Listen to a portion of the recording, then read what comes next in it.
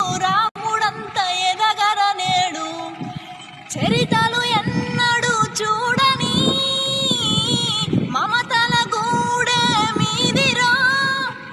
Hi అండి, ముందుగా కోడేలు family అందరికీ ఫాదర్స్ డే శుభాకాంక్షలు. అమ్మ జన్మనిస్తే నాన్న జీవితాన్ని ఇస్తాడు. అమ్మ కంటి రెప్పలా చూసుకుంటే నాన్న కష్టాలు రాకుండా కాపాడతాడు. అమ్మ కష్టం అందరికీ కనిపిస్తే నాన్న కష్టం గుండెల్లో దాచుకుంటాడు. మన జీవితంలో ఎవరికైనా రుణపని ఉన్నామంటే అది తల్లిదండ్రులకు మాత్రమే.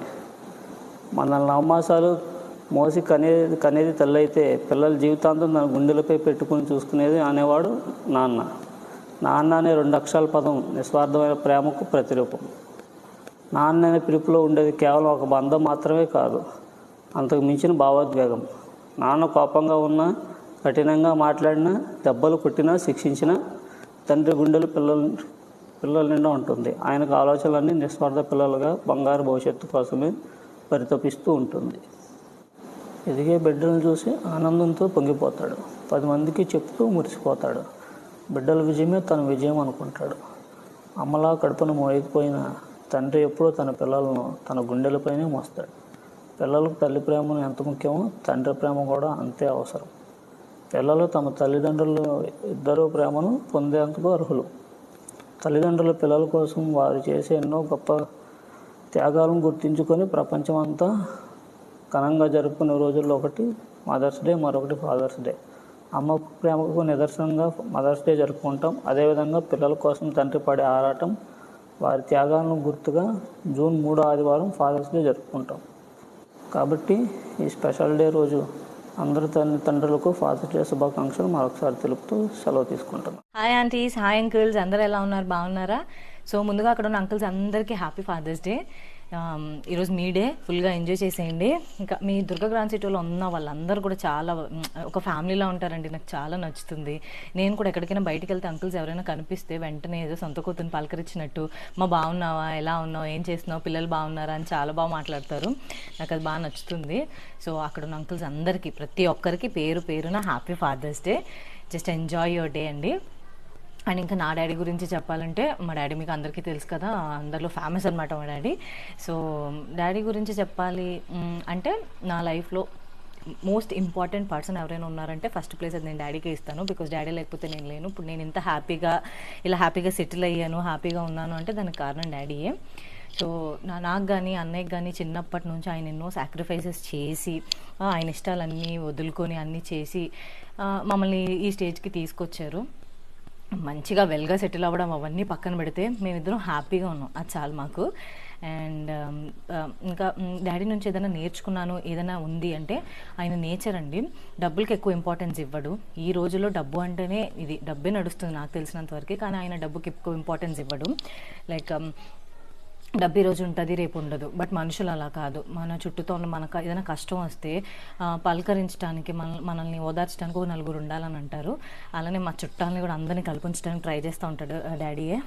వీకెండ్స్ వచ్చినాయి అంటే చాలా, సండే వచ్చిందంటే వాడు నాకు ఫోన్ చేసి, అక్కకు ఫోన్ చేసావా, పెద్దమ్మకి ఫోన్ చేసావా, అత్త వాళ్ళకి ఫోన్ చేసావా, అమ్మమ్మ వాళ్ళకి ఫోన్ చేసావా, వాళ్ళకి ఫోన్ చెయ్యి, ఒకసారి పలకరించి ఒకసారి మాట్లాడు అని చెప్తా ఉంటారు.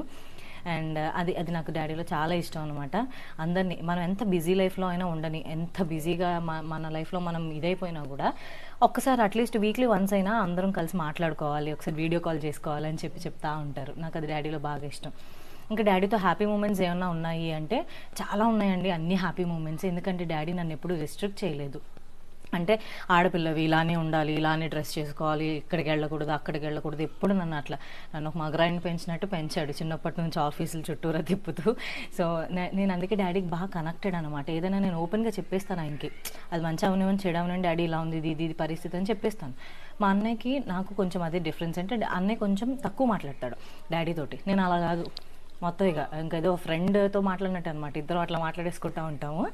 ఆ ర్యాపో ఇది ఎక్కువ, మా ఇద్దరికి ఆ క్లోజ్నెస్ ఎక్కువ. ఇంకా డాడీతో హ్యాపీ మూమెంట్స్ ఉన్నాయంటే చాలానే ఉన్నాయి ఇందాక చెప్పినట్టు. బట్ ఇప్పుడు టైం లేదు కాబట్టి ఇంక లైఫ్ లాంగ్ నేను మర్చిపోకునే ఇన్సిడెంట్ ఏదైనా ఉందంటే నా పెళ్ళండి.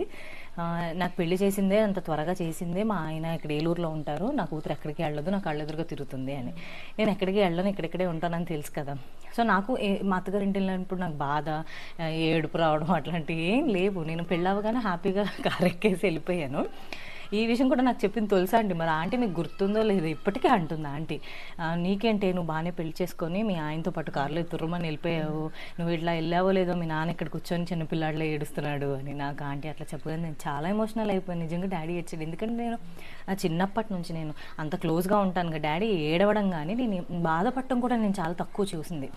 ఎందుకంటే ఎటువంటి కష్టమైనా రానివ్వండి నవ్వుతూ దాన్ని ఫేస్ చేసేస్తాడు తప్ప ఇట్లా ఏడవడం అవి నేను ఎప్పుడు చూడాలి. అలాంటిది ఆయన ఏడ్చాడు కానీ నేను ఇక్కడే ఉంటాను కదా, ఆయనే ఏడ్చాడు అంటే లైక్ నా కూతురు నాకు దూరం అయిపోతుంది అన్న ఆ ఎమోషనల్ ఇదన్నమాట.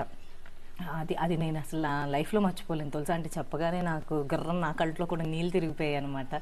అంత ఎమోషనల్గా పైకి అరుస్తాడు, పైకి గంభీరంగా ఉన్నట్టు ఉంటాడు కానీ డాడీ లోపల చిన్న పిల్లల మనస్తత్వం అంటారు చూడ, సేమ్ అదేనండి ఆయన. సేమ్ ఇంకా ఇప్పటికీ నేను ఇంటికి వస్తున్నానంటే డే 1 అప్పుడు ఎంత ఎగ్జైట్ అయ్యాడో ఇప్పటికీ అంతే ఎగ్జైట్ అవుతాడు. డాడీ ఇంటికి వస్తున్నానంటే ఫోన్ చేసి ఏంతనా మత్తానా ఇత్తానా, ఏం తింటావు, అది తింటావు, ఇది తింటావు అని అడుగుతూ ఉంటాడు. ఇంకా ఎన్నో చాలా సాక్రిఫైసెస్ చేశారండి. ఇప్పుడంటే లైఫ్ని ఆయన ఎంజాయ్ చేస్తున్నాడు కానీ అక్కడికి వచ్చిన తర్వాత మేము సెటిల్ అయిపోయాం కాబట్టి మా చిన్నప్పుడు ఏం కొనుక్కోవాలని ఆలోచించేవాడు, ఏం ఎంజాయ్ చేసేవాడు కాదు, ఎక్కడికి వెళ్ళేవాడు కాదు, అలా ఉండేవాడు. సో ఆయననే కాదు ప్రతి ఫాదర్ ఎన్నో సాక్రిఫైసెస్ చేస్తేనే పిల్లలు ఈరోజు ఇంట్లో హ్యాపీగా ఉంటారు. సో అట్లాంటి ఫాదర్స్ అందరూ గ్రేట్ నన్ను అడిగితే. సో అలానే నా ఫాదర్ ఇంకా గ్రేట్, ఇంకొంచెం ఎక్కువ గ్రేట్ అనమాట నా వరకు నాకు. అండ్ ఇంకా చాలామంది మాట్లాడాలి కాబట్టి ఆపేస్తున్నాను, లేకపోతే ఇట్లా చెప్పమన్నా ఇట్లా చెప్తానే ఉంటాను డాడీ గురించి.